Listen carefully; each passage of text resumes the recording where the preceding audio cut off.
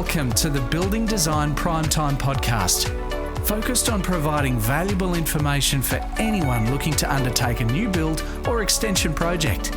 We'll share our tips, tricks and stories from a building designer's perspective.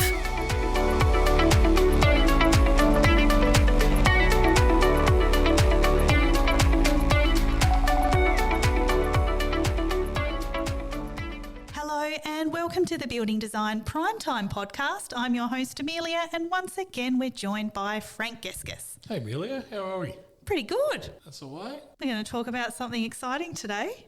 It's always exciting. You always tell us I it's know, exciting. it is exciting. Well, I'm excited. You're an excitable person. Well, it's Friday, so I'm always happy on a Friday because That is true. the weekend's coming. And let's talk about the importance of doing a preliminary site analysis and all of the things that can go wrong when these things don't occur and you just don't know what's under your site, on your site, what's going to affect it. What's sitting there under your grass. Exactly. And we were talking before and there's a few examples that you gave and I'll just reel off a few of them. One of them was building over an NBN line. Another one was building a shed over an easement. Now that was an interesting one because that particular case you didn't have to go through council because it was notifiable works only. Is that right? It's class 2. So in Tasmania we have these rules that if you have a prefabricated shed and up to 36 square metres and under 2.4 to the eaves in height or an overall height, you don't have to go for a building approval. That's a really interesting one because these people obviously they didn't know that there was anything underneath and they've just gone and chucked a shed on there. As you do. As you do. And what happens after that? How does it get rectified? Well, more the point of how did they find out? Yeah, how did they find out? That's an interesting one. It. I think it came about during some other works and I believe it was someone from the Tas Water noticed it. And also they got aerial footage and things like that. But it just came about years after the shed was built. And unfortunately, you're in a bit of pain then. So just think you've built over a sewer line in this case. Or I know another one, there was a water trunk main. So they built far too close to a water trunk main, which it's not like a water main, it's a big sucker. And that feeds a lot. Mm-hmm. And they protect them like you wouldn't believe. But anyway, in relation to the shed, it's a case they built over it. And they thought they checked things. They checked their title, Title doesn't show pipes. No. But it shows drainage easements. Okay. This one didn't have any. Oh, on the title? None on the title. There was no record of it. Was it a really old? Yes, it was. Oh, I was going to say. Well, it's really old. It was I think it was only 60 years old. So it was a subdivision. They didn't put them on that subdivision. They didn't know. So here you are.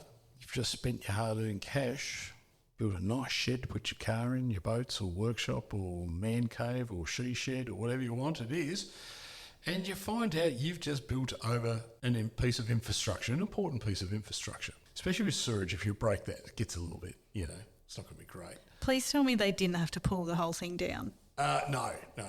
There was a couple of things we could do, and first we had to locate it. So then we got specialists in, they're underground asset locators. Actually, we've got one lined up to come on to the show soon too. Yes. From Tas Underground. And we had to locate it, know the depth of it, what size it is, where it's sat in relation. We had a surveyor join them, and then they located the pipe, they located the edge of the building and the like. So it was a concrete floor. They put a slab in, which is pretty standard with sheds. So then we worked with an engineer, say, right, how do we do this? How do we hold up this component? So the idea is you don't put earth pressure on the pipe or any pressure on the pipe. Mm-hmm. The other part is, because there was no easement, it comes under the Pipeline Act. Now, this is all in Tasmania, just be very aware of this. So once we've located it, we've figured a structural way of holding the slab, and that means underpinning the slab. It then took any potential pressure or loading off the pipe. So that was done. Then they had to do a Part 5 agreement. And we've spoken about these before. We have, yes. So then it goes onto the title to say that there's a pipe here, they have built over it, and Tas Water have the right to access it. Mm-hmm. Yeah, accessing might be a lot harder. In the old days, it was like rip it down, get it out of the way. Mm-hmm. Now, depending on the size and the type and all the rest of it, they can actually get in and tunnel underneath stuff a lot better, or get inside the pipe, crack the pipes, reline pipes. Technology is really good now. And that was only the last 7 or 8 years. So interesting about that, we found a solution, but it was really expensive. I can imagine it would have It was been. a lot of money. Yeah. And they got to wrap over the knuckles because they didn't go for a plumbing application. Okay. Yeah, so the whole thing was done, and they were told by someone reputable, said, no, you can do this, you don't need that, you can do whatever. So it wasn't necessarily their fault, but the problem is being the title owner, it is their fault. Comes back to you, doesn't it? And if you don't know those rules and you've got Eddie the expert who's selling you a shed, or in the case of building the shed for you, and says, I'll take care of it, bang, bang, bang, and he did a thing and then he disappears, takes your money and you're gone. But you've got a nice shed. Yep. Hopefully it's nice. Well, But then you're left with this headache. So and there's thousands of dollars in that. You might not get away with it for, under, $10,000 trying to fix it maybe. Who knows? Depends on the severity of it. In other cases, they will not flat out not let you keep it there. They'll get you to rip it out. then that would be expensive There's too. certain items you can't get, like Taswater trunk mains, NBN. Unlike you're going to have underground power, because that's usually out on the street. So be very careful of doing this. And this is where we talk about site analysis, and that's the term we use in the office, but it is finding out what is under your grass, but also there's another couple of things you've got to consider too. Are you in a flood zone? Yes. This is one people forget, because there's a lot more flood mapping. Our rainfall intensities, it's all changing, the environment's changing. So then there's creeks and there's overland flow path. Your house might be in the lowest point and you're directly part of that flow path, or part of your site is. And if you're going to build something, then you've got to get special permission, you've got to get engineering reports to say, yep, we can do this. So, or not. Yeah. We just did granny flat in a backyard, a property down in Glenorchy, and they had a creek over the back, and the granny flat was within the flood zone. Oh, was it elevated enough though? Well, first we had to prove what is the minimum height it has to be. Yes. So who's going to tell you that? Well, you need a specialist civil engineer to do hydraulic modelling. Okay. And then they model based on the council's information about the flood information, they model it, and then they tell us, well, the underside is floor here, the floor level's at this point, you have to build to this height. Okay. That's an expensive report. Oh, I can imagine. So, but anyway, it was done, happy days, and they're starting building very shortly, and it's all sitting on steel posts. Yeah, nice. Yeah. So there's means and ways of getting through these things. We've mentioned this before. If you're going to do a shed, look, you might even be putting a potting shed out the back, or a hothouse. Yes. It's all the same stuff. Yeah. You don't necessarily need a permit, but who's to say you're not going to build over something? Yeah. Or in one case, we had it where they built too close to their home, and on the back was bush, and they were affected by the bushfire attack level. Oh, okay. And that's caused absolute mayhem, because then the house is included in the bushfire risk. Okay. So Because it's so close to the shed? Well, the shed was within 6 metres of the house. Yeah, okay. And it was an older house, but the shed was relatively new. Okay. So again, everyone tells you, yeah, you can build these things, and I've mentioned it before, you've got to check what's underground, around you and whatnot. Now, I don't expect everyone to know this, but even go to the council, don't do that. They don't know either. It's not their job to know this stuff, okay?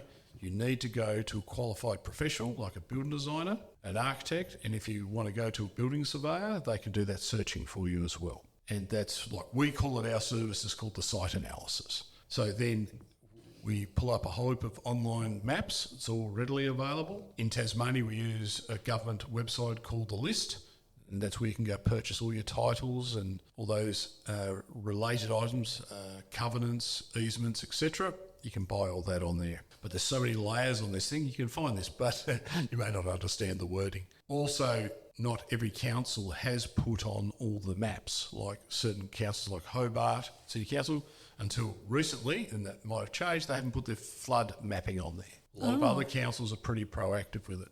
So, how do you access it if they don't have it on there? well, as we found out, we make an application, then they tell us. Oh, that's annoying. That is putting it very nicely. That is, yes.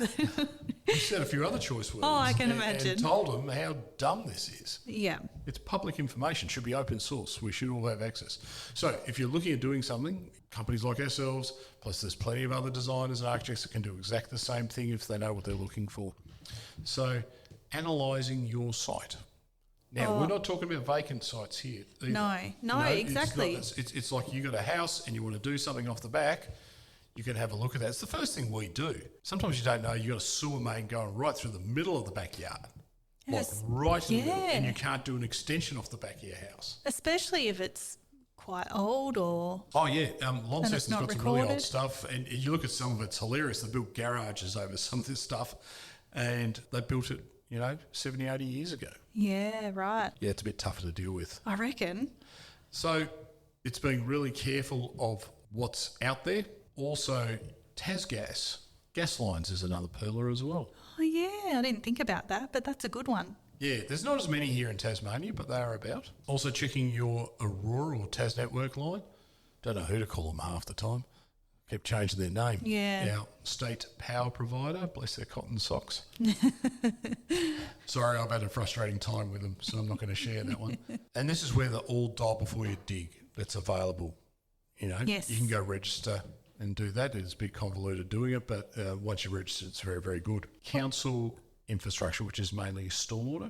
Oh, yes. Yep, so you've got to keep an eye on that as well. And here's another little trick. You might be able to put a shed in the backyard and you get do your checks. How do you know you can follow your stormwater and it's actually going to get to the stormwater connection? It actually naturally, by gravity, Goes downhill. Well, it might have to go uphill because of the position of the shed. How do you know where your connection point is? Well, that's a really good point. It's like pushing water uphill doesn't work too well. No, it wouldn't. It wouldn't. We keep banging on about doing research, right? We do. Every week we time. bang on about it. We're just banging on about it because it can save you tens of thousands of dollars of disappointment. Oh, exactly. Same with easements and things like that. Knowing what you can and can't do, what's allowed on your title. Building envelopes is a pearler.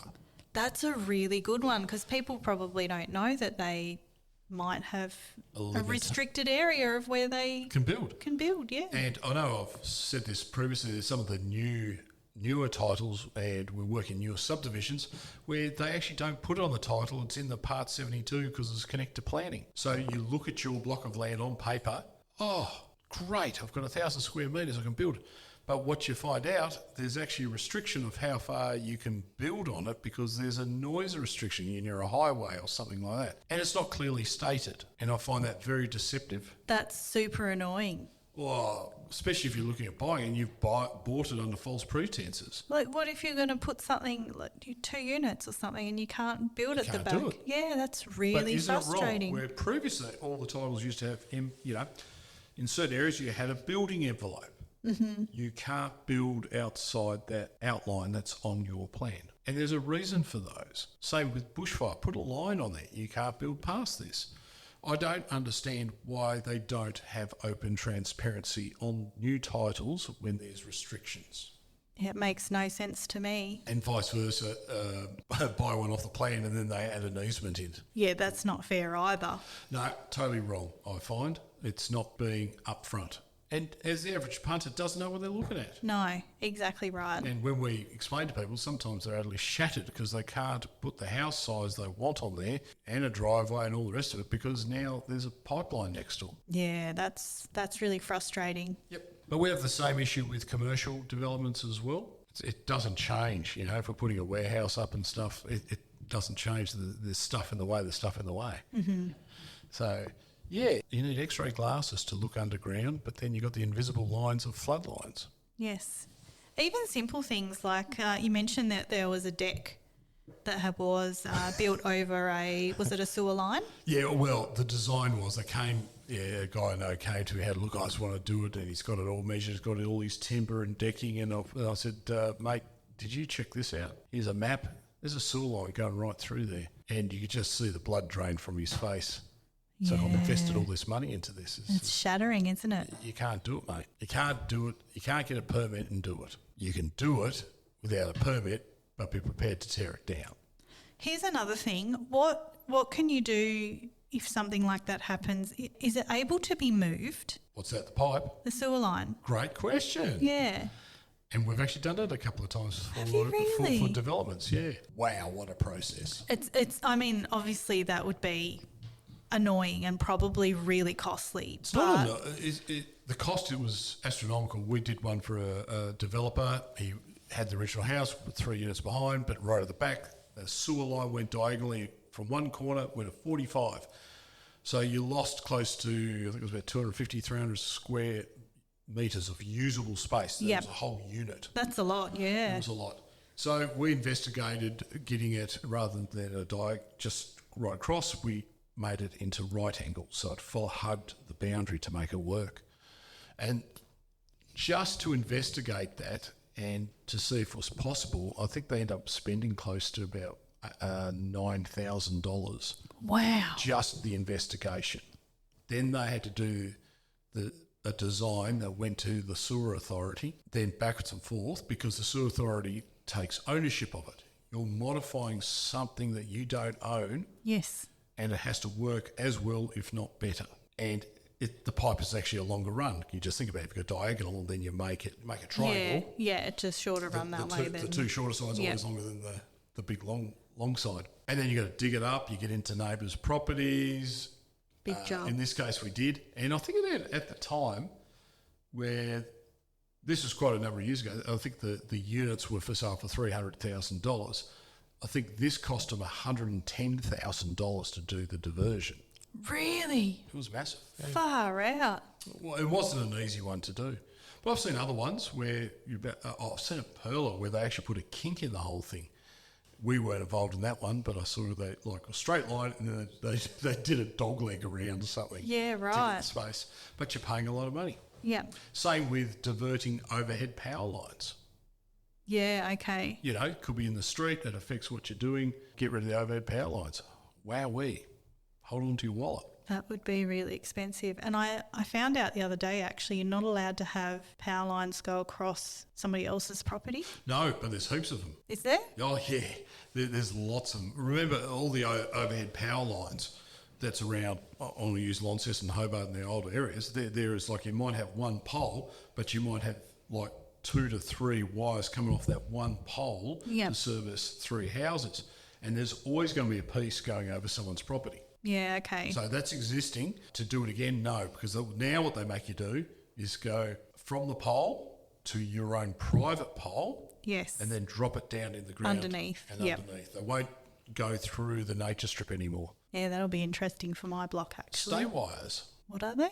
You know, the wires that hang off your poles. Yes. And they might land in your property. Yes. Yeah, they're a problem too. Do they do much of that anymore, though? Don't see a lot. Most of it's I underground now. I haven't seen much of Most that. goes underground. So, and they keep it all in the road and the nature strips. So you generally don't have a lot to worry about there. Yeah. But it's still being aware and finding out this information that you know. Don't trust some guy that's going to put up your shed, put up your pergola, put up whatever that you don't need a permit for unless you've got all the right documents to prove that there's nothing there. Yeah, because let's face it. I mean, they could be just a handyman, because if anyone can just put that shed up, then... Use a licensed builder. In Tasmania, we all have to run a licence. I have a licence. Engineers have licences. You know, geotech, guys that test the dirt. Yes. The thermal guys, the energy guys. We all have to have a licence for what we do. But so does a builder. Yes. So the builder has the licence. So if you have that licence number, he has to do things properly and follow the rules. And if he doesn't... It falls back on them. Falls back, and then you can go back to the authority that gives out licences, which in Tasmania is CBOS, and you can go and complain to him. Says, this guy's done this work for me, and he was supposed to do all the checks. We left it. He said he was going to do that. He was supposed to make the plumbing application. Didn't do it. I've heard that a few times. Really? I've heard extensions. Wow. Extension on your house. Never got a permit. What? Yep. The whole extension? Yep. Oh dear. And it was the licensed builder. Yeah. He's not licensed anymore. He racked off. Yeah, well, And that's sad to say, and everyone around Australia is probably suffering a bit, where you've got El Shonko builders all parading around as legit and ripping people off. Yeah, well, once again, it comes back to do your research, doesn't it? Well, testimonies. Talk to other people that have had work done by that person. I've seen it with pool builders, I've seen it with shed builders, house builders, commercial builders, doesn't matter what. There's El Shonko, dodgy brother, I've seen with engineering, I've seen with building design, I've seen all people that aren't professional. So always get testimonies from other people, prove that they can do the work, and if they don't offer you a contract, don't care what amount, you have a written agreement. Yep. Going off topic here. We are going off topic. But good, helpful stuff, because most builders will have contacts with architects or building designers, and they say, hey, give us a hand, can you sort this shed out for me? Yep. Yep. Or pergola, or whatever you're doing, or an extension on the house, you know. They'll go straight to their favourite designer and they'll sort it out for them. So back to the site analysis. Yep. So do you recommend that anyone who's looking to do an extension or anything, so any sort of development really is what you're saying? Anything at all. To get a site analysis done? Yeah. Whether it's find out what's going on. Vacant land or established property. Established property, doesn't matter. Just do it. Yep. Now, you may not understand it, but someone can explain it to you. Oh, definitely. You know, it's very powerful stuff, and the information's all there. It's all open source. It's all there.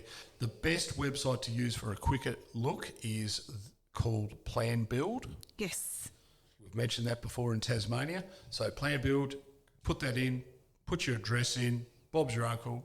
It gives you the basics. You go down to the bottom, write me a full property report, bang, hit that puppy, and you get this great big report, which is all the things like sewer, bushfire overlays, cute furry animal overlays, and heaps of stuff. Nice flora and fauna overlays, and all sorts of overlays that form planning schemes and overlays. But it won't always have everything that you need. Won't have everything, won't have stormwater on there. Won't tell you what your building envelope is or anything like that. No, exactly. So that's where you've got to go through your titles. You've also got to go through your dial before you dig. It's a combination of a number of sites, and it's amazing what you can get. And that will cover virtually, 90% of everything. Yeah. All right. So tips are talk to your building designer or architect, get them to do a site analysis. And if anything further, I guess, comes up, they will let you know. Exactly. And I would suggest all this information's on every other state in Australia too. Yes. Ask people, where do I find this information? Or get your building designer. And there are other people in the industry that can be quite helpful with this as well. And you said building surveyor as well, didn't you? Yes, depending on the type of services they offer.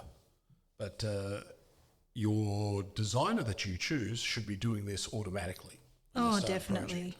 Yeah. Unfortunately, it's not always the case. Yeah, okay. That's something that we offer here. Oh, yeah, we do it as a matter of course. It's just good business practice. Yeah. Oh, definitely. I did it for my block recently and it's saved a lot of headaches. Well, it's clear. Exactly. There's not a lot there. No, there's really not a lot there. It's just grass. Grass and 2 trees. And a dam. And a dam. All right, we might wrap it up there, folks. Thanks for listening to the Building Design Primetime Podcast. Catch us later.